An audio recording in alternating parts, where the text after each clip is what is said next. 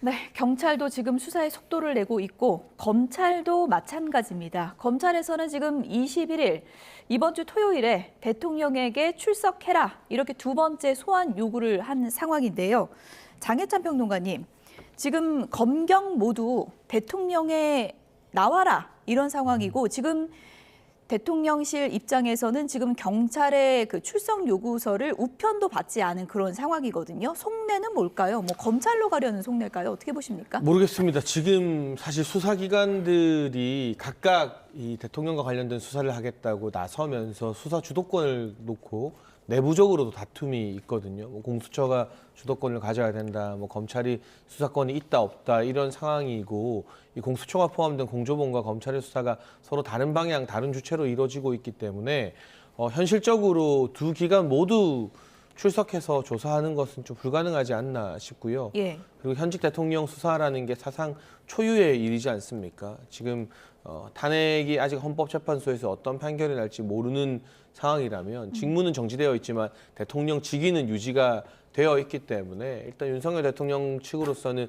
변호인단 구성을 좀 마치고 이 변호인단과 상의해서 뭐 조사 방식이나 조사 일정 등을 정하지 않을까. 근데 어제 뭐 김홍일 전 방통위원장 등이 변호인 대표로 합류한다는 뉴스는 나왔지만 구체적인 변호인단 실무 체계까지는 아직은 구성이 완료되지 않은 것 같아요. 그래서 예. 시간이 조금 더 필요하다고 보는 것 같습니다. 예. 네.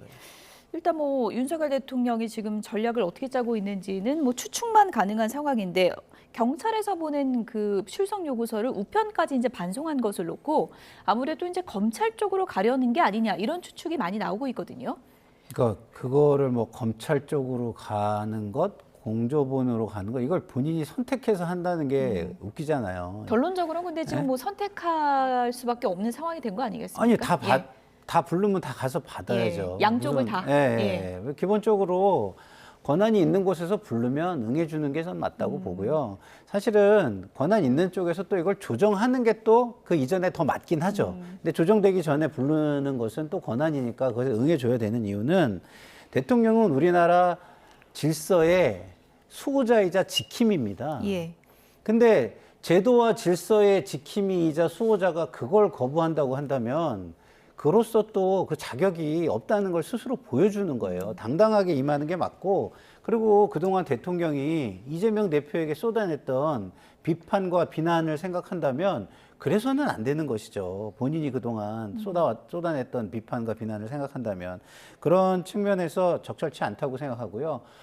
변호인이 구성이 안 돼서 그런 거라면 그것도 또 공개적으로 그러면 양해를 구하는 형식을 좀 빌어서 국민들이 어느 정도는 좀 이해하고 납득할 수 있게 해줘야지, 그렇지 않고 이런 식으로 제도와 이런 것들을 무시하는 듯한 행동을 하는 것은 굉장히 부적절하다, 이런 말씀을 드리고요. 근데 뭐 현실적으로 어느 한쪽에서 먼저 불러서 신병을 확보하면 양쪽은 갈 수가 없는 상황이 되기 때문에 네. 윤석열 대통령이 뭐 어떤 선택을 할지는 좀 지켜봐야 되는 그런 상황인데 지금 뭐 변호인도 김홍일 전 방송통신위원장 나라도 도와야지 어쩌겠냐 뭐 이런 입장을 밝힌 걸로 전해졌는데 윤석열 대통령과는 어쨌든 각별한 인연이 있는 분이잖아요. 네. 예. 지금 아무래도 이 윤석열 대통령뿐만 아니라 이제 전직 국무위원들의 변호인을 하려고 나서기가 여론상으로는 조금 부정적으로 보는 분들이 많지 않겠습니까? 근데 그럼에도 불구하고 김홍일 전 방통위원장 같은 경우는 윤석열 대통령과 가까운 관계이고, 그리고 윤 대통령도 평소 그 석박지 김치만 보면 김홍일 위원장이 생각난다고 과거부터 말했을 정도로 굉장히 존경하는 선후배 사이라고 알고 있습니다. 그래서 예. 본인이 이제 공직을 그만두고 나온 그 법무법인에서까지 사퇴를 하면서 윤석열 대통령을 돕겠다라고 자처한 것으로 알려지고 있고요. 그런데 보통 이렇게 규모가 큰 재판 같은 경우는 변호인단이 뭐 적게는 5명에서 많게는 10명까지는 구성이 되어야 하는데, 김홍일 위원장은 이른바 대표격을 맡는다면 예. 그 밑에 실무를 맡을 변호인단 구성을 지금 해나가는 단계라고 볼 수 있을 것 같습니다. 그래서 그렇게 오랜 시간이 걸릴 것은 아니고요. 금년간에 뭐 며칠 안에 아마 변호인단 구성이 완료되면 뭐 어떤 절차에 따라 변호인단과 상의해서 어떤 대응을 하는 게 적절한지 또 과거의 관례도 필요할 것이고, 또 최근에는 이제 전직 대통령 배우자이고 딸인 김정숙 여사나 문다혜 씨가 경찰과 검찰의 소환 조사, 출석 조사 또는 방문 조사까지 하겠다 했는데 모조리 다 거부한 바가 있거든요. 그러니까 이게 물론 기본적으로 어느 직위에 상관없이 수사기관이 조사하겠다고 하면 저는 조사에 응해야 된다는 데는 다 동의를 합니다만 정치 관례상 전직 대통령의 배우자나 딸도 조사 안 받겠다고 버팅기고 거부를 하고 있는 마당에 현직 대통령 예우를 또 어느 정도 주장하는 것도 변호인단의 역할이니까요. 변호인단이 구성되고 나면 이 조사와 관련해서 어느 쪽과 조사를 먼저 상의할지 그리고 방식을 어떻게 하고 일자를 어떻게 할지 등등이 뭐 금명간에 저는 확립되어서 알려질 거라고 생각됩니다. 현직 대통령 조사가 경찰에서 이루어질 것인가, 검찰에서 이루어질 것인가 이 부분도 이제 관심이 쏠리고 있는데요. 이 부분과 관련해서 우상호 전 의원 이런 얘기를 했습니다. 들어보시죠. 소환을 한다는 것은 구속시킬 자신이 있는 수사기관이 소환하는 거 아니겠어요? 그렇죠. 예. 그러니까 만약에 소환했다가 구속을 못 시키면 망신이죠. 그 수사기관은 문 닫아야죠. 한 나라의 대통령을 소환해놓고 저는 꽁 잡는 게 매라고 대통령을 빨리 구속하는 수사기관이 주도권을 쥐게 돼 있다. 예. 이렇게 좀 생각하고요. 예. 어느 수사기관이든 이 대통령을 잡아서 빨리 구속시키면 예. 그거는 그 수사기관이 능력이 있는 거죠. 이렇게 혼선이 자꾸 생기는 건 바람직하지 않기 때문에 특검에서 수렴해서 해야 될 필요가 있고요. 특검이 만들어지면 그 수사기관들이 했던 것을 그 즉시 사건을 이제 이첩해야 되거든요. 예. 그러니까 지금 국회에서 그 특검으로 모든 게 수렴되는 게 바람직합니다. 대통령 권한대행의 한덕수 총리가 거부권 행사 안 해야 될 텐데. 한덕수 총리는 이 대통령 내란 특검을 거부하면 본인이 탄핵 대상이 되죠. 그러면 내란에 협조한 것으로 우리가 간주할 수 있으니까. 네, 우상호 전 의원은 수사기관이 소환한다는 건 구속시킬 자신이 있는 거 아니냐 이렇게 해석을 했는데 민주당 내에서는 이제 박 전 의원 같은 경우에는 검찰 이미 돌아섰다. 네. 오히려 더 독하게 수사할 것이다. 이런 네. 시각도 있지만 네. 그래도 친정으로 가면 이걸 믿을 수가 있냐 이런 또 의심도 있거든요. 네.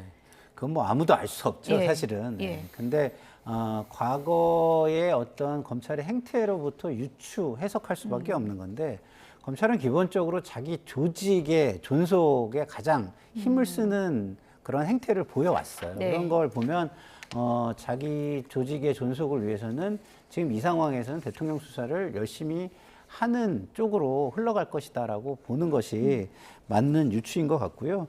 근데 저는 좀 전에 뭐 우리 김정숙 여사하고 문다혜 씨가 수사를 거부했다 이 얘기를 하면서 윤석열 대통령도 뭐 그럴 수도 있는 거 아니냐 이렇게 말씀을 주셨는데 예.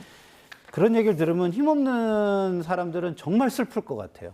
힘 있는 사람들은 서로에게 남의 잘못을 들이대면서 자기 잘못을 정당화하잖아요. 제가 방송에서 끊임없이 얘기하는 게 이겁니다.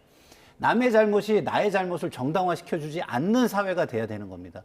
어떻게 남의 잘못이 나의 잘못을 정당화시켜줍니까?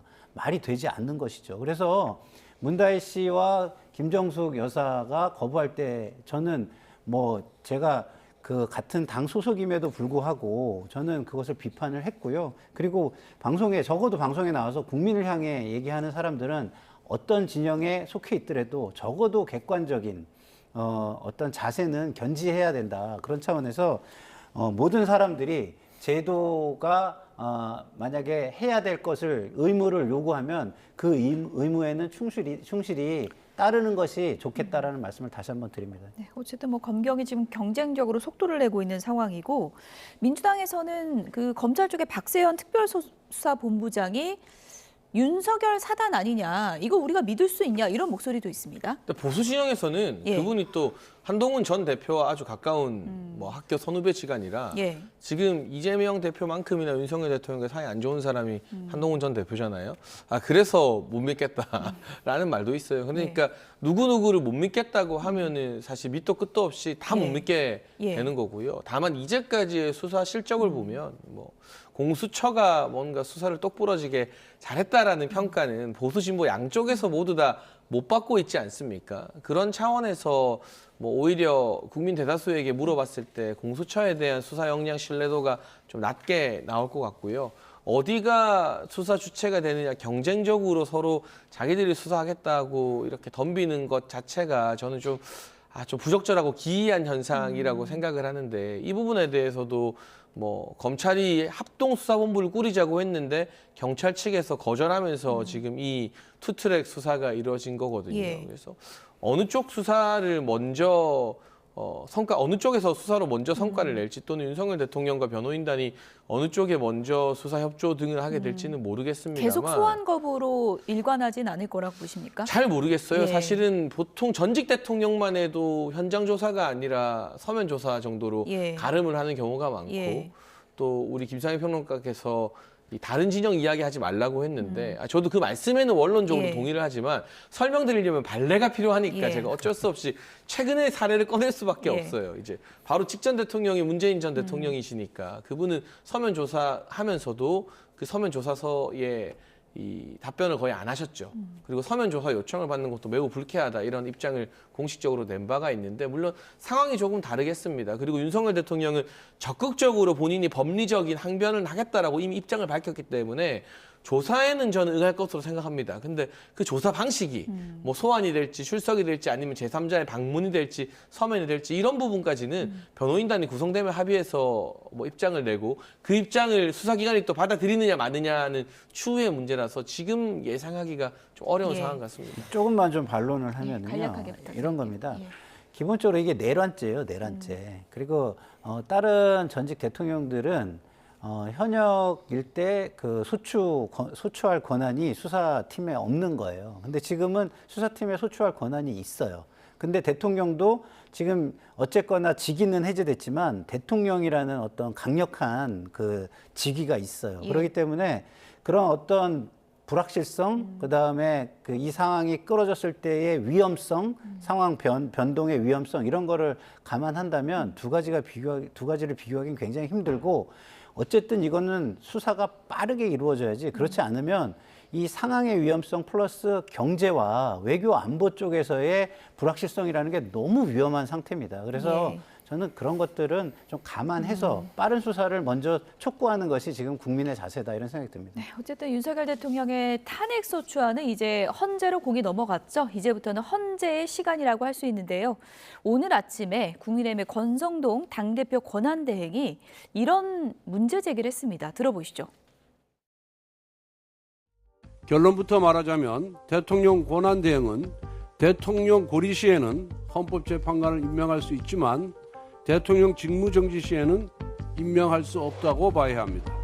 지금은 대통령이 고리 상황이 아닌 직무정지 상황이기 때문에 한덕수 권한대행은 대통령의 탄핵 심판, 탄핵 결정 전까지 헌법재판관을 임명할 수 없습니다. 지난 박근혜 대통령 탄핵 정국 당시 민주당은 황교안 권한대행의 헌법재판관 임명권 행사는 민주주의의 훼손이라고 비판한 바가 있습니다. 당시 추미애 민주당의 당대표는 대통령 권한대행이 헌법재판관을 임명할 수 없다는 것이 헌법학자의 다수 의견이라고 말했습니다. 국민의힘 권성동 원내대표가 조금 전 이상한 이야기를 했습니다. 권한대행은 거리 시 임명할 수 있지만 직무 정지 시에는 할 수 없다고 주장했는데 터무니없는 주장입니다. 헌법 제111조에 따르면 대통령은 재판관 중 3인은 국회에서 선출하는 자를 3인은 대법원장이 지명하는 자를 임명한다고 되어 있습니다. 지금 공석 3인은 국회의 추천 몫입니다. 따라서 국회에서 3인을 추천하면 대통령은 임명 절차만 진행하는 것인데 대통령 직무 정지 시 권한대행이 임명을 못한다는 것은 말장난에 불과합니다. 네, 한덕수 대통령 권한대행이 공석이 된 헌법재판관을 임명할 수 있을까요? 이 문제를 놓고 지금 여야가 논쟁을 벌이기 시작했습니다. 장혜찬 평론가님, 원래 임명하기로 여야가 합의한 거 아니었나? 이렇게 생각하는 분도 계실 것 같은데 지금 권성동 대행이 어떤 얘기하는 거예요? 그러니까 그건 이제 추경호 전 원내대표 때 예. 인사청문회 일정을 어느 정도 합의했는데 일단 국민의힘의 원내 지도부 등이 다 바뀌었고요. 예. 지도부가 변화하면 보통 협상 다시 하는 것이 일반적인 관례이고 그리고 지금 야당에서는 황교안 전 권한대행 때도 헌법재판관 임명했다고 하는데 사실관계를 정확히 말씀드리면 예. 박근혜 전 대통령이 직무정지로 탄핵 심판받는 도중에는 황교안 전 권한대행도 헌법재판관 임명을 못했습니다. 대통령 목의 헌재재판관도 임명을 못했고요. 대법원장 목 헌재재판관도 야당이 반대해서 임명을 못했어요. 예. 그때 추미애, 박범계, 박주민, 우상호 등등 우리가 익히 아는 민주당의 굉장히 유명한 법조인 출신 국회의원들이 전부 다 권한 대행에게는 헌재 재판관 임명권이 없다라고 이야기를 했습니다. 그래서 황교안 권한 대행이 그걸 못하다가 헌법재판소에서 최종적으로 박근혜 전 대통령이 탄핵 인용되고 그러면 이제 대통령 거리 상태가 되잖아요. 그 상태에서 국회 추천목을 4월 달에 이제 그때는 대통령이 안 계시니까 본인이 이제 임명을 했던 겁니다. 그래서 국민의힘의 주장은 그때 민주당의 논리 그대로 지금도 탄핵 인용이 최종적으로 안 되어서 직무만 정지돼 있지 대통령이 없는 상태가 아니다. 이 상황에서는 이 권한대행이 뭐 헌법재판관은 물론이고 장관도 임명 못한다는 게 민주당 입장 아니었느냐. 그래서 어찌되었건 6인 체제로 심판을 마쳐야 한다. 라는 게 국민의힘 입장이고요. 민주당은 뭐 입장을 바꿔서 이건 국회 몫이기 때문에 권한대행은 그냥 임명만 하는 통상 절차만 거치면 된다라고 주장을 하고 있는데 제가 재밌게 봤던 건 박범계 의원의 오늘 아침 발언이에요. 예. 박범계 의원이 과거에 8년 전에 이거 강하게 반대했던 분이거든요. 그렇죠. 그러니까 이제 와서는 이 질문을 받으니까 그 당시 그건 정치적 주장이었다 이렇게 말씀하시더라고요. 근데 이 법관 출신 국회의원의 주장이 정치적 주장 따로 있고 법적 주장 따로 있고 그건 아니잖아요. 그래서 저는 모르겠습니다. 일단 민주당이 힘으로 밀어붙이면은 결국 최종적인 결정의 키는 한덕수 총리이자 권한대행에게 넘어가는 거지만 예. 어쨌거나 민주당 입장에서도 과거 자신들이 했던 말을 좀 180도 바꿔야 되는 좀 예. 민망한 상황이 연출된 건 확실하죠. 그러니까 이제 많은 분들이 이거 상당히 복잡하다 할 텐데 사실 뭐 가보지 않은 길을 계속 얘기하다 보니까 법조인들도 해석이 엇갈립니다. 그러니까 황교안 대행 때도 헌법재판관 임명한 거 아니냐 이런 목소리가 있는데 타임라인을 다시 좀 보여주시면 좋을 것 같습니다. 그 당시에는 그러니까 박근혜 전 대통령 탄핵이 인용된 다음에 대통령 거리 상태에서 임명을 했다는 게 지금 국민의힘의 주장이거든요. 네. 그건 어떻게 보셨어요? 그 이제 상황 논리를 얘기한 거고요. 상황 논리. 예. 기본적으로는 대행에게도 대통령의 모든 권한은 존재합니다. 법적으로는. 법적으로 존재합니다. 그러나 이제 예. 문제는 뭐냐면 민주적 정통성이라는 게 없기 때문에 예. 자기 절제와 자기 제한을 해야 되는 거죠. 그러면 이제 자기 절제와 자기 제한의 기준을 어디까지 할 것이냐 이게 문제가 되는 건데 이 부분은 기본적으로 사회적 합의가 어느 정도 있으면 좋긴 하죠. 근데 사회적 합의를 거칠 지금 시간이 없잖아요. 없으면 저는 불가피성이라는 걸 좀 봐야 될 것 같아요. 불가피성. 예. 불가피성이라는 거. 예를 들어서 이런 겁니다. 지금 국가재정법을 거부할 것이냐 말 것이냐 이런 문제가 있잖아요. 그러면 기본적으로 이 적극적 권한 행사는 안 되기 때문에 국민의힘에서는 하지 말라고 할 거예요? 임명권도 적극적이고 이것도 거부권도 적극적인데 하지 말라고 할 겁니까? 아니잖아요. 해야 되잖아요. 왜냐하면 지금 국가재정법 같은 경우는 거기에 자동부의 폐기 조항까지는 저는 뭐 있을 수 있다고 보는데 예산을 합의하지 않으면 안 된다는 조항까지 넣었다고 하잖아요. 그러면 어떻게 되겠어요? 예? 굉장히 앞으로 어려워지는 예. 정부가 어려워지는 상황이 올 거예요. 그러면 이런 경우는 불가피하게 거부권을 행사할 수밖에 없잖아요. 그죠?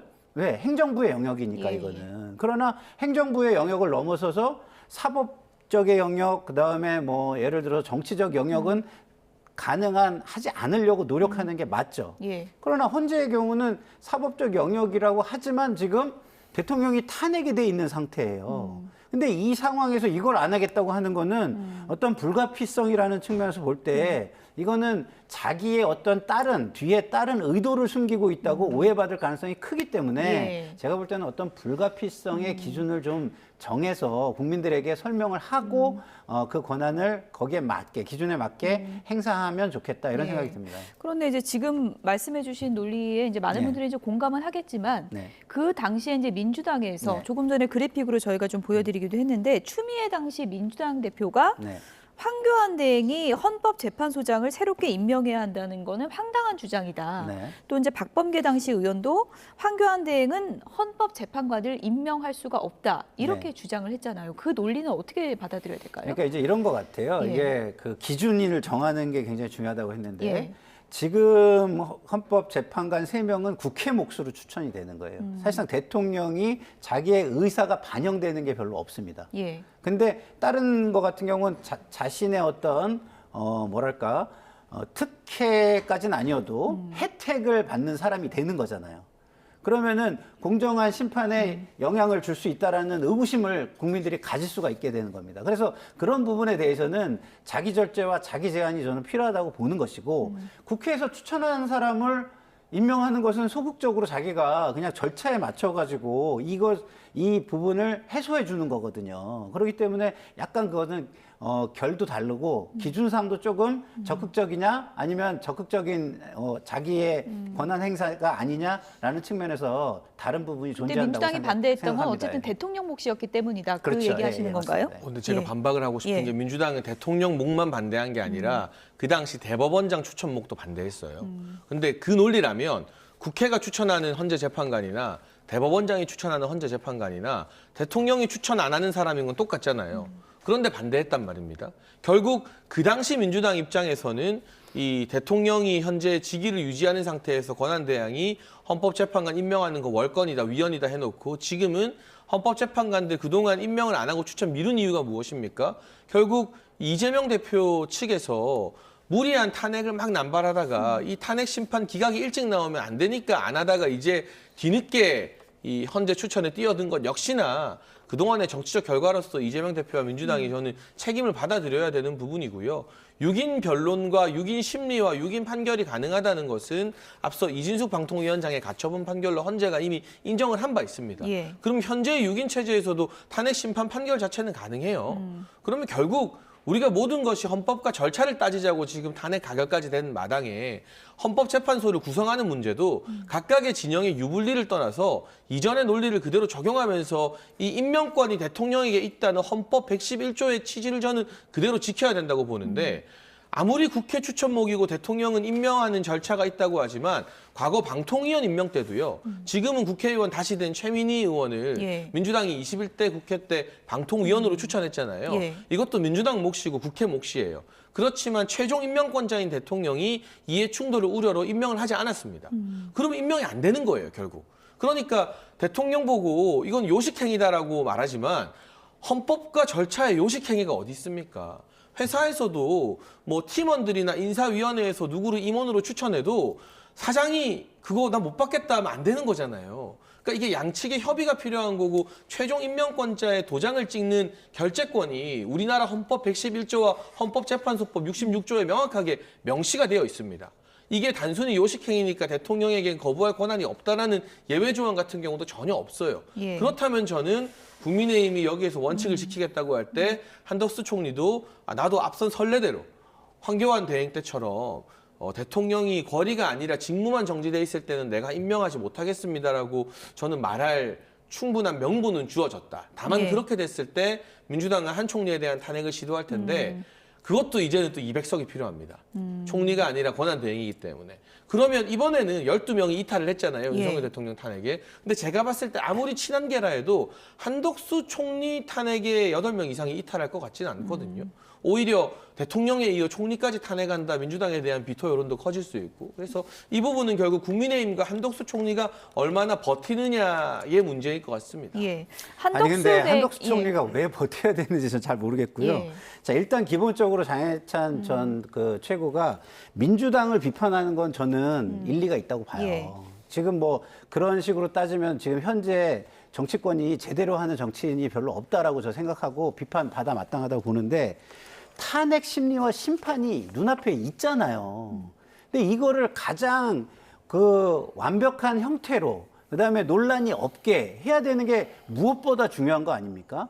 그러니까 중요도를 우리가 따져가지고 이 사안을 판단해야 되는 것이기 때문에 이것은 기본적으로 한덕수 총리가 권한을 가지고 있는 건 맞는 거고 한덕수 총리가 버틸 이유는 하나도 없다. 이거 예. 지금 이렇게 중요한 일을 보다 완벽한 방식으로 논란 없는 방식으로 해결하겠다는 걸 동의해주지 못한다면 그거야말로 자기의 이익이 너무 앞서는 예. 것이다 이런 생각이 들어요. 만약에 임명을 안 하면 탄핵 절차로 가는 거는 당연하다고 보십니까? 민주당이? 그러니까 이게 예. 그 또 탄핵을 그 친한계 의원들이 찬성할 것이냐 말 것이냐 이게 관건이잖아요. 예. 근데 저는 만약에 한덕수 총리가 납득할 만한 이유 없이 이걸 거부하면 저는 또 탄핵에 참여할 것 같아요. 왜? 예. 지금 이게 한덕수 총리의 문제가 아니에요. 지금 대통령의 직무가 정지된 상태에서 대통령에 대한 헌법 위헌 위법에 대한 판단을 역사적으로 정당하게 그리고 좀 더 흠결 없이 만들어낼 수 있느냐 이게 중요한 건데 그걸 거부하는 사람이라면 그건 일방적으로 지금 비상계엄의 동조를 위해서 거부했다라고 뿐이 읽혀지지 않잖아요. 그걸 어떻게 친한계에서 받아들일 수 있겠습니까? 예. 국민도 그걸 어떻게 받아들일 수 있겠습니까? 그런데 이제 한덕수 대행 권한과 관련해서 이제 여러 가지 이제 해석들이 나오고 있는 상황에서 지금 뭐 임명권도 그렇지만 거부권은 그럼 가능한 거냐? 그럼 한덕수 대행이 지금 뭐 내란 특검이라든지 이런 부분에 대해서 거부권을 어떻게 결정할 거냐 이런 것도 좀 주목되고 있거든요. 그러니까 이제 그래서 예. 정치 영역에 있어서는 모든 것이 다 일일이 명시되어 있지는 않기 때문에 전례가 참 중요합니다. 예. 그래서 국민의힘이나 보수 진영에서 주장하는 전례는 헌법재판관 임명과 관련해서는 대통령 거리가 아닐 때는 임명한 적이 없다. 오히려 임명을 하려다가 야당 반대에 막혔다는 전례를 내세우는 것이고 반면 거부권 행사와 관련해서는 2004년 고건 전 총리가 예. 그 노무현 전 대통령 잠깐 탄핵 심판 받는 기간 동안 거부권을 행사한 적이 있다라는 것이거든요. 그래서 이 전례도 한덕수 총리 겸 대통령 권한대행이 참고할 것으로 보여지는데 제가 봤을 때 어떤 정치적인 사안에 대해서는 거부권 행사 좀 신중하게 할 것 같고요. 다만 정책적인 측면, 예. 그러니까 양국법이라든가 이런 거는 정치 쟁점이라기보다는 정책으로서 우리 민생과 경제에 직접적인 영향을 끼치는 법이라 이 부분에 대해서는 한덕수 권한대행이 거부권 행사하는데 큰 부담이 없을 것 같습니다. 여야가 뭐 또 한 번 탄핵을 놓고 지금 뭐 또 표대결에 들어가는 상황까지 가게 될지 이건 좀 지켜봐야 될 것 같은데 이런 상황에서 지금 여당 내부가 어수선합니다. 또 한 번 비대위 사태를 맡게 된 건데요. 비대위원장이 누가 돼야 될까요? 이 부분을 놓고도 여러 얘기가 나오고 있습니다. 들어보시죠. 한동훈 대표가 소수파이기 때문에 몰아냈다 이런 주장을 할 가능성이 많은데 이게 조금 그런 면에서 가급적이면 비윤 성향이 아닌 사람이 비대위원장을 맡아야 된다는 얘기로 연결될 것 같은데요. 그 점까지 고려해서 지금 한동훈 대표를 제외하고는 다 친윤 아니겠습니까? 원내 중진이라면 사실 대부분이 친윤 아닌가요? 그렇더라도 그런 입장을 잘 그런 시각을 잘 고려해서 선정을 하면 그 뭐 누구가 친윤이다 아니다 이런 문제가 아니고 이 상황에 이르게 된 그 사정을 국민들이 소상하게 알 수 있게 그 절차를 거치면서 비대위원장을 선정하면 그분이 어느 누구라도 그 충분히 공감을 얻을 수 있을 거라고 생각합니다. 다만 말씀드렸듯이 너무 서두르지 않으면 된다는 의미이죠. 저는. 권영세 의원, 나경원 의원, 뭐 원희룡 전 장관, 뭐 권성동 원내대표 이게 물망에 오른다 이 얘기가 있던데 맞습니까? 탄핵을 반대하는 그런 분이 과연 비상대책위원장으로 앉았을 때 예. 내년 대통령 선거에서 과연 우리 당이 승리할 수 있겠습니까? 저는 그런 부분에서 예. 국민의 뜻을 잘 받드는 그런 비상대책위원회가 돼야 된다 이런 생각이고요. 예. 조경태 의원님이 그 말한 비대위원장 조건에 맞는 것 같기도 한데 우리 당명이 국민의 힘이지 않습니까? 그렇죠. 내란의 힘이 아니지 않습니까? 예. 예? 내란 옹호당이 돼서는 안 된다 생각합니다. 우리가 일단은 석고대제부터 해야 된다. 네, 지금 이 시국에 국민의힘 비대위원장으로 누가 거론되고 있을까요? 그래픽을 좀 보여주시면 좋을 것 같은데요. 지금 뭐 나오는 이름들이 그렇습니다. 권영세, 김기현, 김무성, 나경원, 주호영 이런 이름들이거든요. 예. 김무성 전 대표 빼고 다 법조인이네요. 아, 그렇습니까? 네. 예. 그래서 저는 좀 국민의힘이 법조인에서 좀 벗어났으면 좋겠어요. 특히 검찰 출신은. 좀 친윤에서 벗어나야 되는 거 아니냐 이런 목소리도 그 있는 것 같습니다. 친윤에서도 벗어났으면 좋겠고요. 왜냐하면 지금까지 국민의힘이 문제가 된 게 뭐냐면 정당으로서의 독자성, 독립성 이런 게 너무 없었다는 거거든요. 절대 권력에 절대 복종하고 절대 아부하는 모습.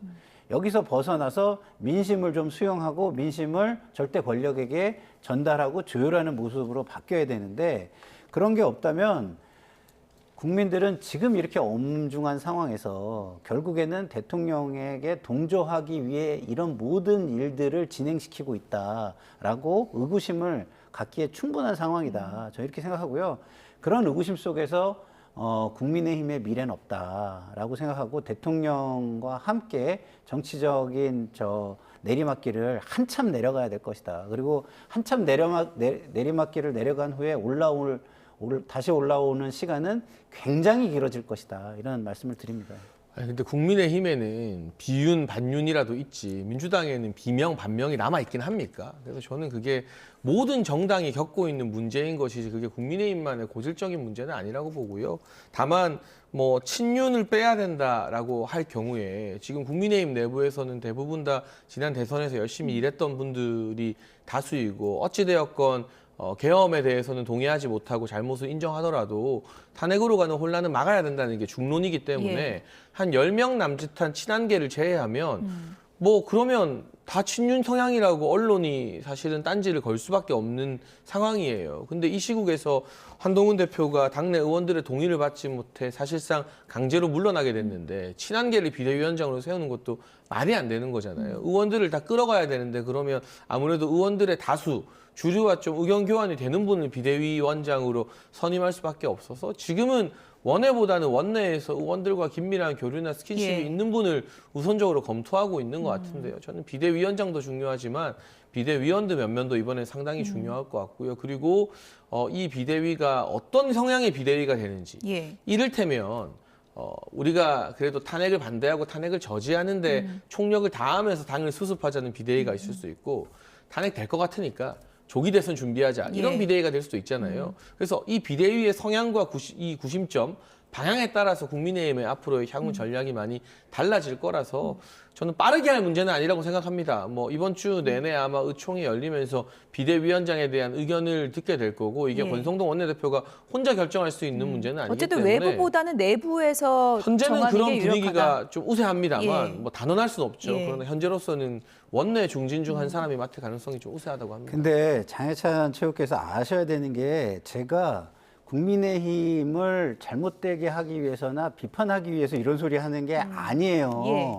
제가 말씀드리는 건 조금 더 정치가 발전하려면 국민의힘도 잘 돼야 그거의 경쟁 상대인 민주당도 잘할 수 있다라는 차원에서 말씀드리는 거예요, 저는. 그렇기 때문에 맞습니다. 민주당이 지금 비판받을 부분이 상당히 있다고 저는 개인적으로 생각하거든요. 근데 국민이 민주당에 대해서 제대로 된 판단과 비판을 하지 않는 이유가 또 무엇인가를 생각해야 되거든요. 그래서 이 양쪽 정당의 이 문제를 해결하기 위해서는 제가 볼 때는 일단 국민의힘이 이 엄중한 내란 혐의와 관련된 비상계엄 문제를 제대로 처리를 해줘야 된다. 그러면 지금 국민의힘에서 비난하는 민주당의 문제들이 국민의 눈에 띄고 제대로 된 판단이 이루어지기 시작할 것이다. 이런 말씀을 드려요. 애정을 갖고 말씀하신다고 하니까 그럼 국민의힘 비대위원장에 예를 들어서 구체적으로 어떤 인물들이 좀 거론돼야 된다고 보세요? 지금 상황에서는? 저는 적어도 대통령을 비호하고 지키기 위한 모습을 보이는 사람은 저는 안 된다고 보고. 이른바 친윤은 안 되는 거다. 친윤은 저는 안 된다고 보고. 그런데 문제는 뭐냐면 예. 그렇지 않은 사람이 들어서면 뭐 다 달려 들어가지고 예. 또 끌어내리니까 이제 예. 문제가 되는 건데요. 저는 뭐 사실은 유승민 의원이 여기에 관련이 별로 없는 사람이기 때문에 그런 사람이 한시적인 관리 체제로 뭐 얼마나 대단한 권력을 가져가겠어요. 유승민 의원이 들어오면. 그래서 뭐 그런 분이 온다든가 하면 뭐 되게 좋지 않을까 이런 생각이 듭니다. 예. 어쨌든 뭐 그런 바람이 있다고 하셨는데 현실적으로는 또 쉽지 뭐 쉽지는 않다는 않은 것 시각도 같아요. 많은 것 같고요. 근데 유승민 예. 의원만 쉽지 않은 게 아니라 예. 약간만 틀린 사람도 다 쉽지 않다는 게 문제인 거예요. 예. 어쨌든 비대위원장 정말 난제 중에 난제인 것 같고요.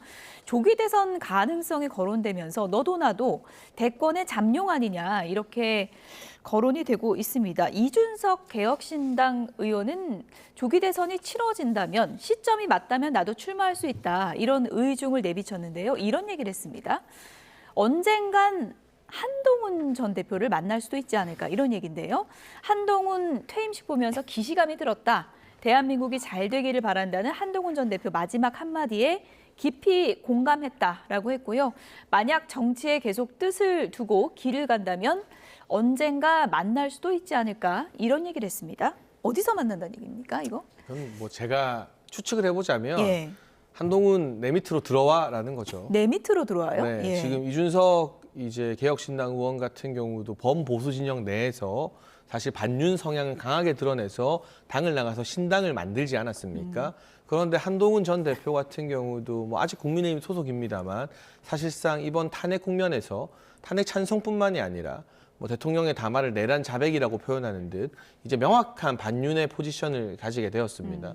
그런데 문제는 이게 국민의힘 내부에서 그동안 한동훈 전 대표를 지지했던 당원과 지지층이 보기에도 예. 아 너무 나갔다 싶은 경향이 있어서 거기 팬카페에도 제가 알기로는 탈퇴자들이 줄을 잇는다고 하고 여러모로 국민의힘과 정통 보수층에서는 한동훈 전 대표가 활동할 수 있는 공간이 이제는 예전과는 다르게 많이 남아있지 않아요. 그러면 뭐 제3의 방향 등을 한동훈 전 대표가 도모할 수도 있는데 그럴 경우에는 이준석 전 대표 입장에서는 이준석 의원 입장에서는 이 한동훈 전 대표를 본인이 충분히 이제 뭐라 할까요? 단일화를 하든 뭘 하든 자신이 누르고 갈 수 있다. 정치 경력은 솔직히 차이가 많이 나잖아요. 이게 잽이 안 될 정도의 정치 경력, 나이는 이준석 의원이 어려도 정치를 훨씬 오래 했고 산전수전도 더 많이 겪었기 때문에. 예. 뭐 산전수전은 한동훈 전 대표도 뭐 막상막할 것 같긴 한데. 그래도 이 예. 기간이 주는 무게감이 있으니까요. 그렇습니까? 그래서 예. 이 반윤 어떤 정체성을 가진 사람들 중에서 반민주당 세력이 또 있거든요. 그러니까 반민주당 반윤 그룹에서 본인이 한동훈을 아우르는 좌장이 될 수도 있다라는 일종의 자신감의 표현일 것 같아요. 예. 그러니까 보통 자신감이 있으면 남한테 덕담을 해주고요. 예. 좀 자신감이 없으면 이제 비판을 많이 하게 되는데 지금 이전에 이제 한동훈 전 대표가 이 사태로 말미암아 물러나기 전까지는 이준석 의원이 한동훈 전 대표를 비판하는 멘트들이 굉장히 날카로웠어요. 그런데 이제 나도 다 이해한다. 내가 예. 겪었던 거다. 갑자기 논조가 언제 바뀌었더라고요. 한번 만나자는 거. 예. 아 이제 한동훈 전 대표의 영향력이 많이 줄어들었으니까 이 상태에서 이제 반민주당 반윤 진영에서는 이제 내가 여기까지도 충분히 다 아울 수 있다라는 일종의 멀리 보는 뭐 포섭인가 아닌가 싶습니다. 언젠간 내가 돕겠다가 아니라 언젠간 나를 좀 도와달라. 언젠간 뭐 나를 이런, 도와라는 나를 거죠. 도와라, 내가 이런 돕겠다가 의미입니까? 아니라 예. 언젠간 내 밑으로 들어오라는 예. 거죠. 요즘에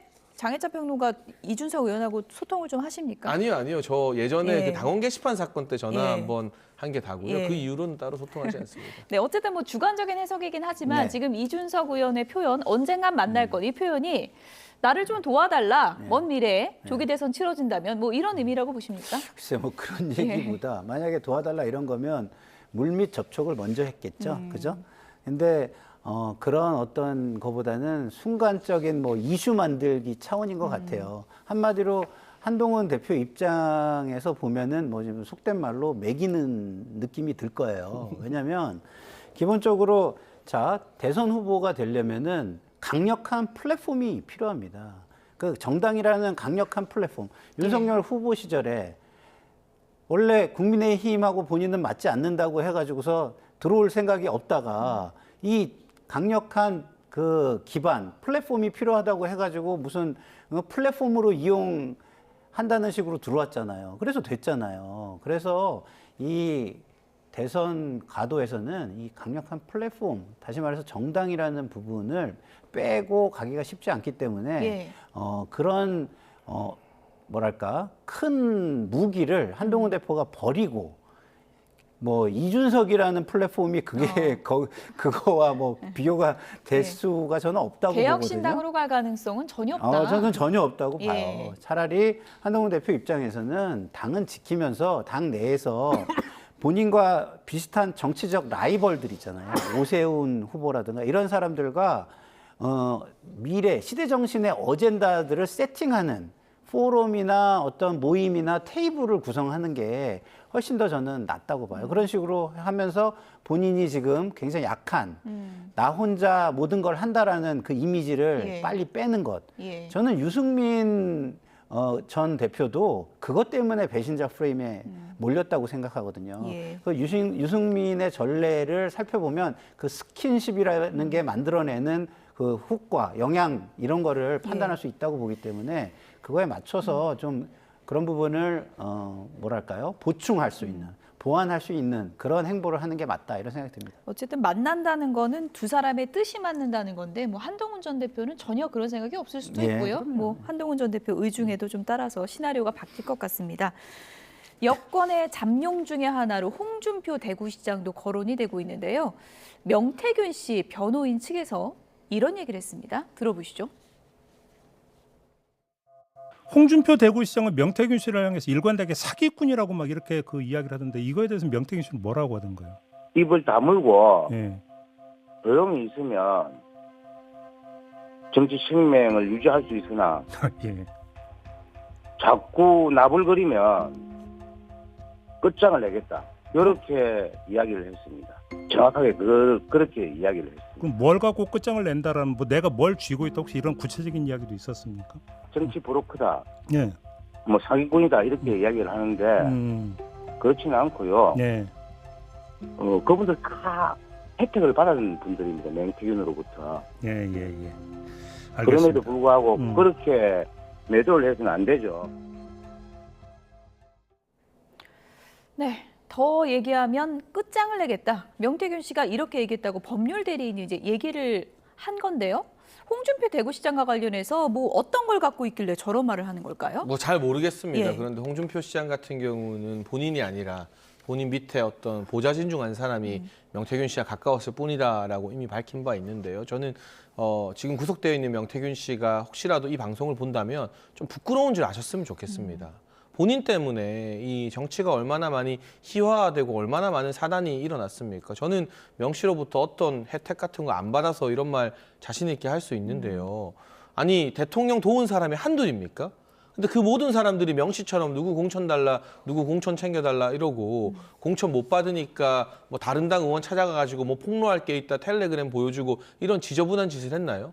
이건 기본적 정치 도의에 맞지 않는 일이거든요. 이게 정치 사기꾼이고 브로커지 뭐가 브로커입니까?